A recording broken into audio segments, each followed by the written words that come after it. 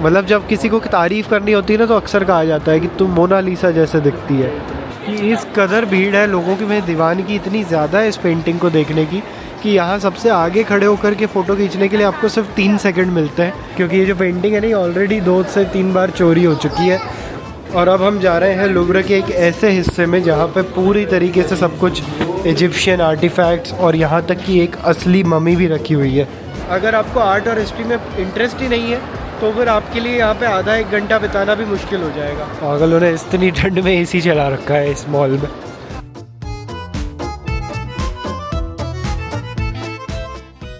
Hello, नमस्ते और bonjour दोस्तों, स्वागत है आप सभी का एक बार फिर से मेरे चैनल ट्रैवल विद जयेश पे।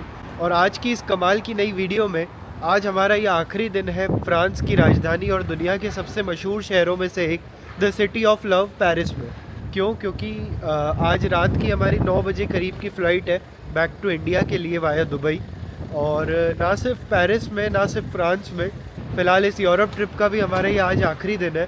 आपने देखा होगा कि जनरली लोग जिस तरह से यूरोप सीरीज़ बनाते हैं, यूरोप टूर प्लान करते हैं, 15-20 दिन का वो टूर होता है। बट मैंने फ़र्स्ट टाइम होने के कारण और कुछ ऑफिशियल रिक्वायरमेंट्स के चलते इस बार के लिए इस टूर को शॉर्ट रखा।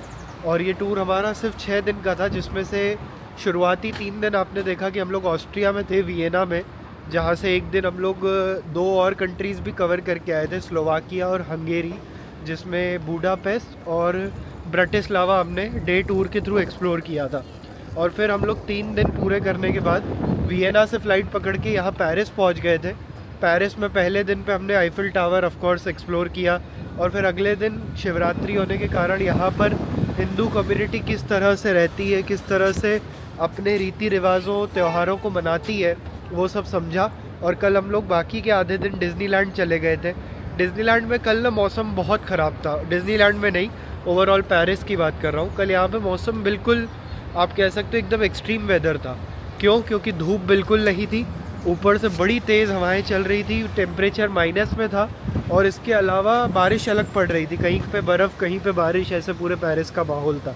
पर आज आप देखो, ये आप मेरे शक्ल पे देख पा रहे हो, आज यहाँ पे एकदम कड़क सी धूप निकली है। इस कारण से टेम्परेचर भी कल की तुलना में काफ़ी ज़्यादा इम्प्रूव हो गया है, मतलब आज इतनी ज़्यादा सर्दी नहीं है। इसलिए मैं अभी सिर्फ स्वेट शर्ट ये पहन करके निकल चुका हूँ। ऊपर से मैंने कोई जैकेट वगैरह आज नहीं डाला है, और ना ही वो कैप वगैरह पहनी हुई है, जो मैं पिछले 2 दिन से तो यहाँ पे उतारने की भी हिम्मत नहीं कर पा रहा था। पर अभी फ़िलहाल मैं जा रहा हूँ वहाँ जहाँ दुनिया की सबसे नायाब चीज़ों को रखा गया है पेरिस में ला करके। दुनिया का सबसे बड़ा म्यूज़ियम जो कि लुव्र म्यूज़ियम है यहाँ पेरिस का, और वहाँ पर रखी हुई सबसे मशहूर पेंटिंग्स में से एक, आप सभी ने उसका नाम सुना होगा, मोनालिसा। जी हाँ, आज मैं दुनिया की सबसे मशहूर पेंटिंग्स में से एक, और भी साथ में कई सारी नायाब चीज़ें यहाँ लुव्र म्यूज़ियम विज़िट करके देखने वाला हूँ। तो भाई कुछ इस तरह का माहौल है फ़िलहाल सुबह पेरिस की गलियों का। आप देख सकते हो लगभग सारी शॉप्स धीरे धीरे खुलने लग गई है, और ठंड क्योंकि कल के कंपैरिजन में काफ़ी कम है, तो आज लोग जॉगिंग वगैरह पे कंपेयर्ड टू कल ज़्यादा देखने को मिल रहे हैं। और मैं जा रहा हूँ मेट्रो स्टेशन की तरफ, जहाँ से मेट्रो पकड़ के लगभग आधे घंटे में हम लोग पहुँच जाएंगे लुव्र म्यूज़ियम। एक्चुअल में लुव्र म्यूज़ियम की जो एंट्री टिकट है वो हमारी लगभग 2 बजे के आसपास है, बट मैं ट्राई कर रहा हूँ कि मुझे अभी, क्योंकि 11 बजे, तो 11 बजे के आसपास ही एंट्री मिल जाए। ऐसा इसलिए क्योंकि उस दिन जब हम आईफिल टावर गए थे तो मैंने नोटिस किया था वहाँ पे जिन लोगों की 7 बजे की एंट्री टिकट थी उनको भी 5 बजे अंदर एंट्री अलाउ की जा रही थी। तो आई एम होपफुल कि लुव्र में भी ऐसा ही सिस्टम होगा, इर्रेस्पेक्टिव ऑफ टाइम हमें जल्दी एंट्री मिल जाएगी, जिससे कि हम लोग अच्छे से एक्सप्लोर कर सकेंगे, क्योंकि वहाँ पे ना देखने को बहुत कुछ है। यहाँ तक कि मैंने तो ये भी सुना है कि आप पूरा दिन या पूरा हफ्ता भी लुव्र म्यूज़ियम में बिता लोगे तो भी आप वहाँ की एक एक चीज़ नहीं कवर कर पाओगे, क्योंकि वहाँ पे लगभग 35,000 से ज़्यादा आर्टिकल्स हैं जो देखने लायक है।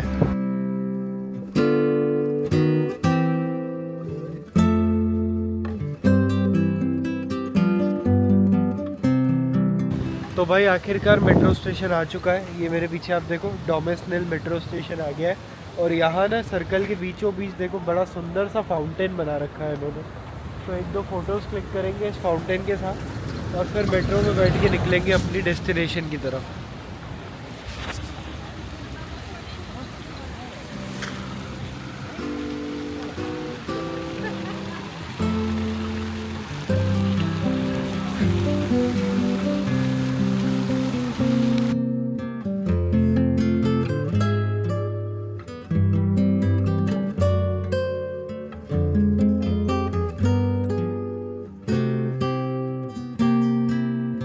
पिछले 4-5 दिन कड़कड़ाती हुई ठंड में बिताने के बाद अब जब ये धूप मुंह पे पड़ रही है ना, खैर आ जा रही है धूप भी, पर जब भी मुंह पर ही पड़ती है ना तो मज़ा सा आ जाता है यार। चलो इसी के साथ ये आ चुका है हमारा मेट्रो स्टेशन डोमेस्निल, और यहाँ से इसकी ये रही अंडरग्राउंड एंट्रेंस। चलते हैं मेट्रो में, बैठते हैं और शुरू करते हैं अपना सफ़र लुव्र म्यूज़ियम की तरफ।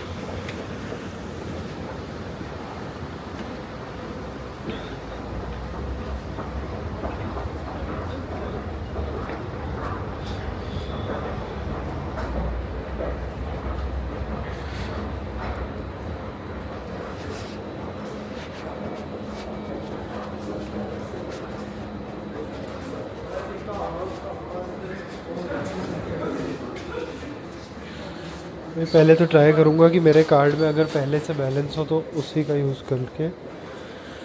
चलो अभी फ़िलहाल इस कार्ड में बैलेंस नहीं बता रहा है, तो इसको ना हमको इस मशीन का यूज़ करके रिचार्ज करना पड़ेगा। फटाफट करता हूँ मैं रिचार्ज।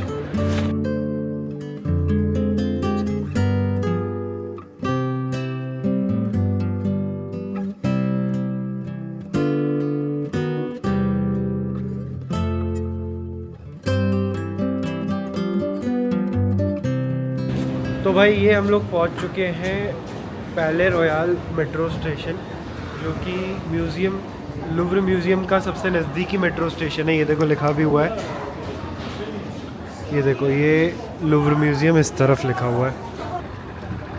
ये देखो भाई बाहर निकलते से ही ये सामने आपको दिखेगा लुव्र म्यूज़ियम की एंट्री। और देखना ये थोड़ा अलग टाइप का ही एरिया है। एक्चुअल में जो लुव्र म्यूज़ियम है ना, ये पहले एक पैलेस हुआ करता था, महल था ये पहले।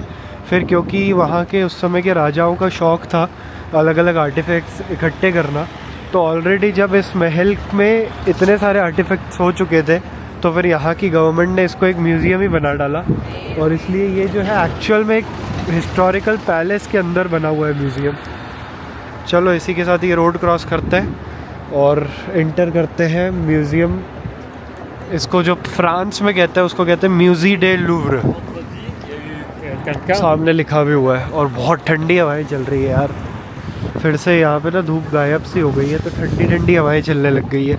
देखो देखो देखो कैसा कचरा वगैरह सब उड़े जा रहा है। और यहाँ फ्रांस में मैंने देखा पेरिस में कि ग्रीन सिग्नल होने के लिए पेडेस्ट्रियंस वेट नहीं करते। अब देखो, अब आपको दिख रहा है ये फेमस सामने जो बड़ा वाला लुव्र म्यूज़ियम का वर्ल्ड फेमस ग्लास पिरामिड है। अब जा कर के देखो, हम लोग एक तरीके से ही म्यूज़ियम के कैंपस के तो अंदर आ ही चुके हैं, बट यहाँ से एक्चुअल म्यूज़ियम में अंदर जाने के लिए ना टिकट चेक करवानी पड़ेगी। यहाँ तक आप बिना टिकट के भी आ सकते हो, क्योंकि अभी देखो मैं सीधा बाहर से अंदर आ गया हूँ, किसी ने कोई टिकट वगैरह नहीं मांगी है।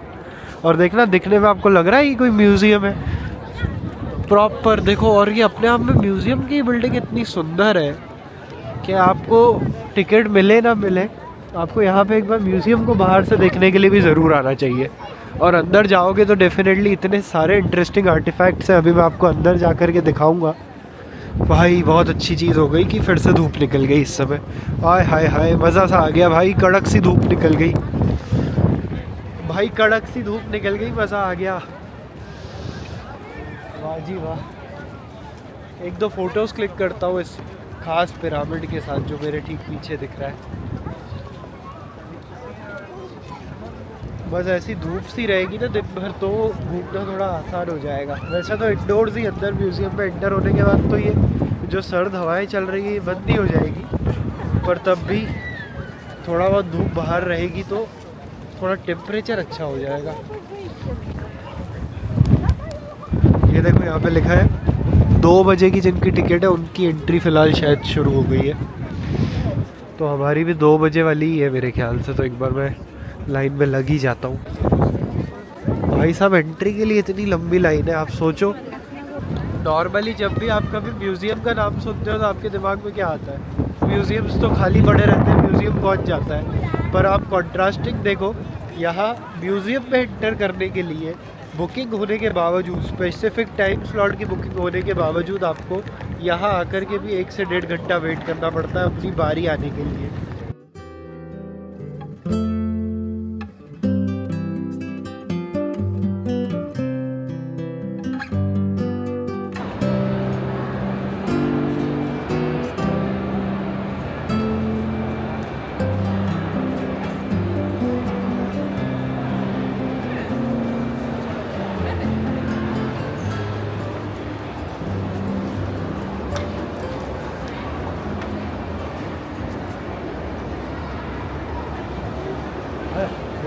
तो भाई फाइनली बाहर की पूरी वेटिंग लाइन क्रॉस करके मैं इस समय अंदर आ चुका हूँ।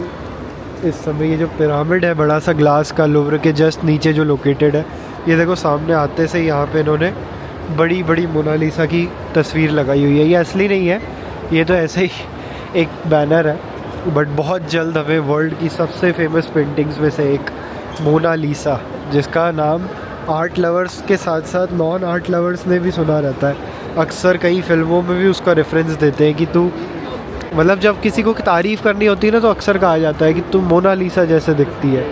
तो ऐसी कमाल की मोनालिसा और भी बहुत कुछ, हज़ारों लाखों आर्टिफैक्ट से भरा हुआ ये लूव्र म्यूज़ियम है, जिसे आज हम लोग फाइनली अब एक्सप्लोर करना शुरू करने वाले हैं।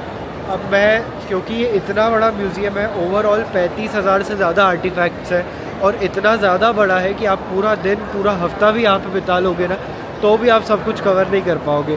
और मैं जो है एक ऐसे दिन पे आया हूँ जब मुझे एयरपोर्ट भी निकलना है। जनरली ये जो म्यूज़ियम है शाम के 6 बजे तक खुला रहता है, बट अपने एयरपोर्ट की फ़्लाइट वगैरह सब कैलकुलेशंस को ध्यान में रखते हुए मैं यहाँ से 4:30 बजे के आसपास निकल जाने वाला हूँ। और इस समय लगभग 1:30 बजे मैं अंदर फाइनली एंटर हो चुका हूँ। तो मेरे पास 3 घंटे हैं, तो सब कुछ तो नहीं, पर यहाँ की जो मेन चीज़ है जैसे मोनालिसा और कुछ ऐसी पेंटिंग्स जो काफ़ी ज़्यादा फेमस है, उन सबको कवर करेंगे। शुरू करते हैं एक एक करके लूव्र म्यूज़ियम को एक्सप्लोर करना। आप लोग मेरे साथ बने रहिए। तो जी अभी ना एक्चुअल में हमारी टिकट स्कैन नहीं हुई है, तो मैं फ़िलहाल वही थोड़ा बहुत समझने की कोशिश कर रहा हूँ कि एक्चुअल में अगर टिकट ही स्कैन नहीं हुई है तो हम लोग म्यूज़ियम में एंटर हुए भी हैं या नहीं, और अगर नहीं हुए हैं तो एक्चुअल एंट्री गेट किस तरफ है। तो यहाँ पे ना 3 विंग्स है, आपको मैं बताऊँ, यू शेप में ये पूरा म्यूज़ियम बना हुआ है। उसमें से यहाँ पे देखो डिनॉन विंग लिखा हुआ है, यहाँ पे सली विंग, और वहाँ कहीं पे रिचैलियो विंग लिखा हुआ है। और तीनों गेट्स के बाहर मेनली फ़ोटोज़ दिखाए हुए हैं कि इस विंग में पर्टिकुलरली क्या क्या है। तो जैसे मोनालिसा का फ़ोटो उधर दिख रहा है, और इधर एक दो जो यहाँ के दूसरे फेमस स्टैचूज़ हैं उनका फ़ोटो दिख रहा है। तो मैं फटाफट से नेट पे थोड़ी इन्फॉर्मेशन निकालता हूँ। यहाँ पे भी अगर कोई मैप वगैरह सबके हाथ में है तो मैं देखता हूँ ये मैप आखिर कहाँ से मिल रहा है। वो मैप लेते हैं और फिर लूव्र म्यूज़ियम को एक्सप्लोर करना फटाफट शुरू करते हैं, क्योंकि हमारे पास ऑलरेडी यहाँ पे कम टाइम है। तो भाई अभी हमारा फाइनली एक्चुअल में टिकट चेक हो चुका है, और आपको ना एक अंदर की बात बता रहा हूँ। मेरा टिकट जो है वो 2:30 बजे का है और इस समय 1:30 बजी है। मैं जो है बाहर भी चुपचाप से उस लाइन में लग गया बिना किसी को अपनी टिकट का टाइमिंग बताए, और यहाँ पे अंदर भी टिकट स्कैन करते टाइम भी कोई प्रॉब्लम नहीं आई है। तो आपके साथ भी अगर ऐसा है कि आपको अपनी इच्छा का स्लॉट नहीं मिल पाता है तो आप इसी तरीके से अंदर आ जाना चुपचाप से, और यहाँ पे आपको टिकट स्कैन करते टाइम कोई भी दिक्कत नहीं आएगी। बात करूँ टिकट की प्राइसिंग की तो लगभग 32 यूरोज़ का यहाँ का प्राइस रहता है टिकट का, जो इंडियन रुपीज़ में लगभग 3,500 रुपये के करीब होता है। बट अगर आप पूरा दिन यहाँ पे बिताते हो या यहाँ की जो मेन 20-25 चीज़ें उनको भी अच्छे से देख लेते हो, और आपको अगर आर्ट पसंद है, हिस्ट्री पसंद है, तो ये पूरी तरीके से आपके लिए वर्थ इट होने वाला है और not to be missed experience होने वाला है।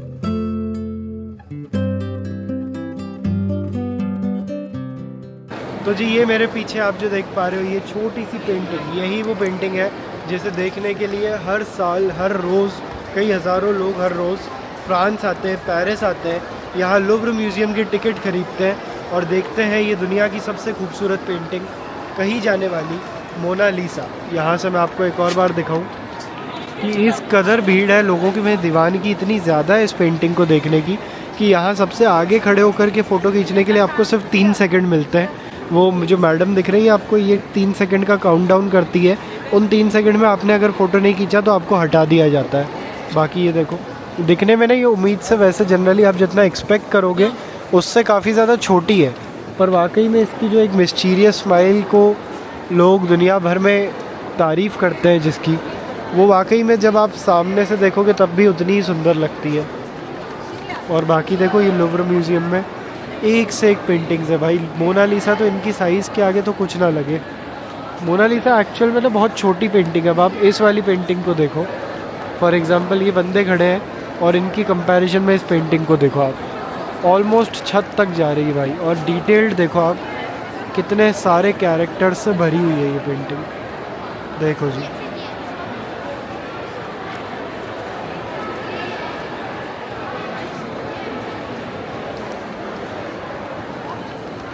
चलो जी, इसी के साथ इस गैलरी से बाहर निकलते हैं। बड़ी सुंदर पेंटिंग थी, मोनालिसा को भी देख लिया है अब हमने।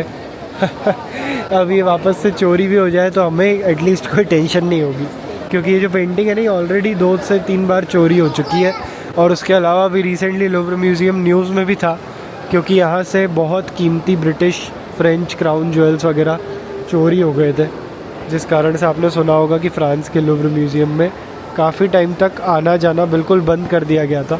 अभी भी वो शायद पकड़ में नहीं आए हैं जिसने भी उसको चुराया है, और शायद ही अब कभी आए पकड़ में, क्योंकि इतनी बड़ी दुनिया है, इतने छोटे छोटे से हीरे दागिने किसको बेच दिए होंगे कौन ही जाने।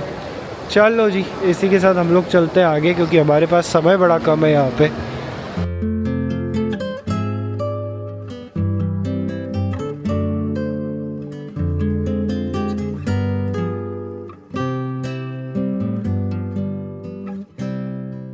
और अब हम जा रहे हैं लुव्र के एक ऐसे हिस्से में जहाँ पे पूरी तरीके से सब कुछ इजिप्शियन आर्टिफैक्ट्स और यहाँ तक कि एक असली मम्मी भी रखी हुई है। ये देखो जी, यहाँ पे एक असली स्पिंक्स डिस्प्ले में रखा हुआ है।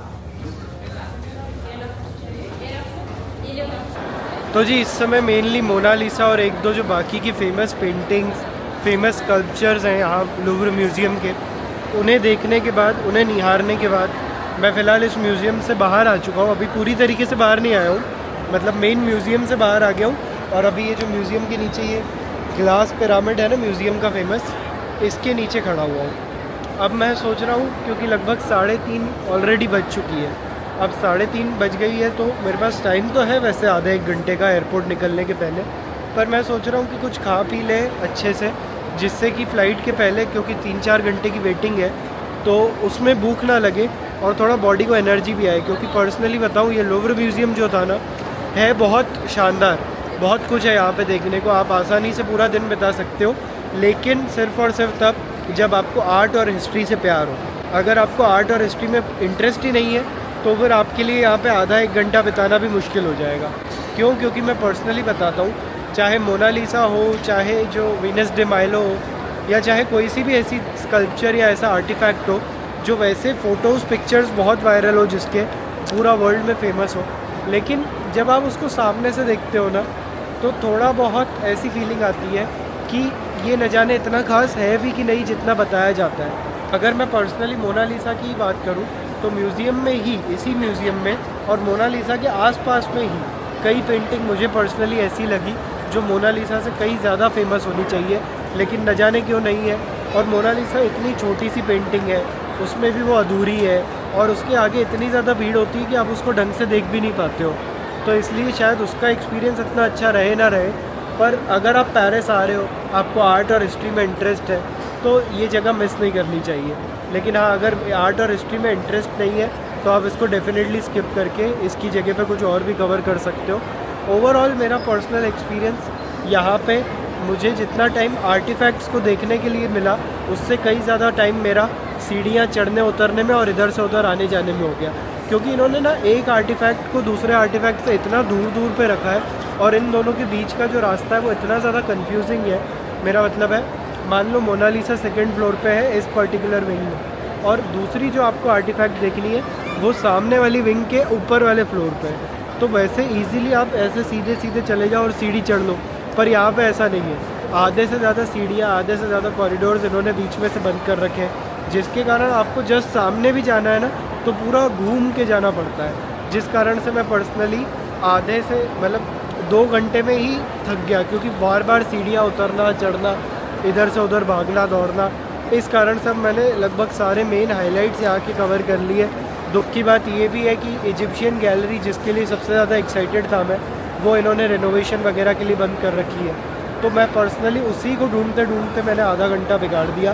क्यों? क्योंकि कहीं पे भी प्रॉपर नोटिस नहीं है कि इजिप्शियन गैलरी बंद है या क्या। हर जगह बस बोर्ड लगे हुए हैं इजिप्शियन गैलरी दिस वे, और फिर जब आप वहाँ पहुँचते हो तो बहुत छोटा सा एक उन्होंने पर्दा सा डाल रखा है, जिससे फिर वो गैलरी दिखती नहीं है। फ़िलहाल मैं जा रहा हूँ एग्ज़िट की तरफ। अब देखो कितना कंफ्यूजिंग म्यूज़ियम है कि एग्ज़िट ढूंढना ही अपने आप में कई बार मुश्किल हो जाता है।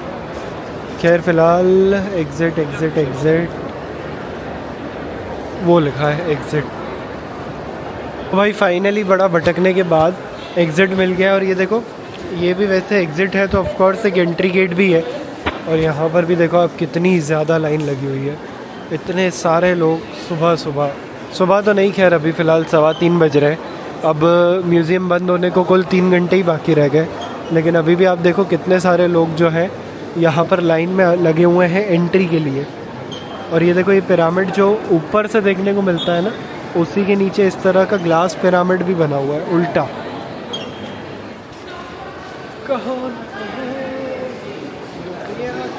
बोलती है ओ सनम ओ मेरे सनम, वफा के ख्वाहिशों का ये नज़ारा है। Habibi Habibi metro station, Habibi Habibi metro station, Habibi Habibi metro station. पागलों ने इतनी ठंड में एसी चला रखा है इस मॉल में। ये कोई सा मॉल है जो डायरेक्टली लूव्र से कनेक्ट होता है। मॉल का नाम है लेक रॉसल डू लूव्र। इनको भी पता है इतनी देर म्यूज़ियम घूमने के बाद लोग थक जाते हैं, भूख से लग जाती है, तो इन्होंने जो एग्ज़िट है उसको डायरेक्टली एक फूड कोर्ट से जोड़ रखा है। पर हम लोग यहाँ पे नहीं खाएंगे, हम लोग जो है बढ़िया सा कोई इंडियन रेस्टोरेंट ढूंढेंगे होटल के पास ही, ताकि लंच के बाद लगेज उठाने के लिए बहुत दूर ना जाना पड़े, और लगेज उठा करके सीधा निकल चलेंगे एयरपोर्ट की तरफ। A few moments later. तो जी देखा आपने, ये था पेरिस का वर्ल्ड फेमस लूव्र म्यूज़ियम। इसी के साथ अब वक्त हो चला है पेरिस को अलविदा कहने का, और मैं लगभग पहुंच चुका हूँ वापस अपने होटल।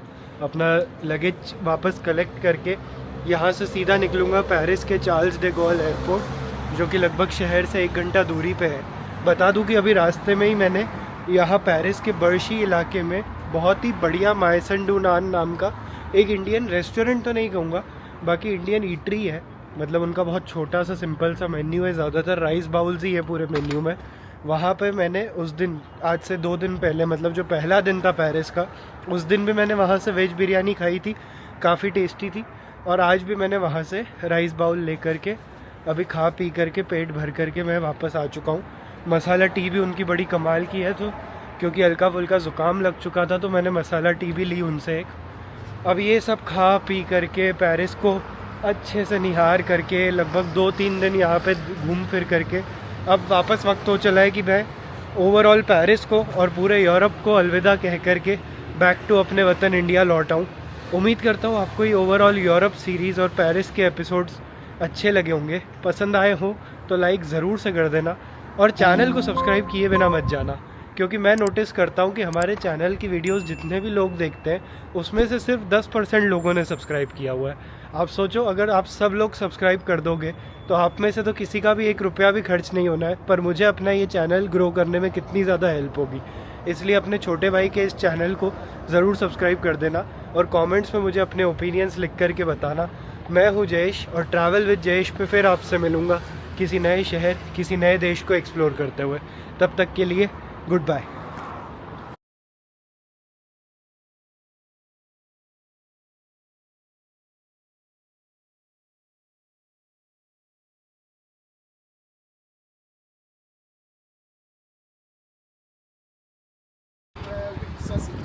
हेलो, नमस्ते, आदाब, सत श्री अकाल, वेलकम, बॉन्जोर।